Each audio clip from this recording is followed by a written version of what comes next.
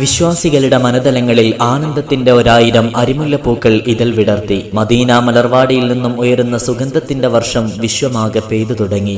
പ്രപഞ്ചങ്ങൾക്കകിലവും കൃപയായി നിയോഗിതരായ കാരുണ്യപൂവ മുത്തുറസൂൽ സല്ലല്ലാഹു അലൈഹി വസല്ലമ തങ്ങളുടെ ജന്മം കൊണ്ട് അനുഗ്രഹീതമായ പുണ്യമാസത്തിൽ കവരത്തി മർക്കസ് മദ്രസ വിദ്യാർത്ഥികൾ അണിനിരക്കുന്ന വർണ്ണശബളമായ മീലാദ് റാലി നാളെ രാവിലെ 7 മണി മുതൽ കണ്ണഞ്ചിപ്പിക്കുന്ന കാഫില ദഫ്സംഗത്തിന്റെ അകമ്പടിയോടുകൂടെ ഇമ്പമാർന്ന മദ്ഹഗീതങ്ങളുടെ അലയൊലികൾ തീർത്ത കവരത്തിയുടെ പ്രധാന ജംഗ്ഷനുകളിൽ ജനഹൃദയങ്ങളുടെ സ്വീകാര്യത ഏറ്റുവാങ്ങാൻ ഒരുങ്ങുകയാണ്. ധന്യ നിമിഷങ്ങളിലേക്ക് മുഴുവൻ പ്രവാചക സ്നേഹികളെയും സാദരം ക്ഷണിക്കുന്നു, സ്വാഗതം ചെയ്യുന്നു.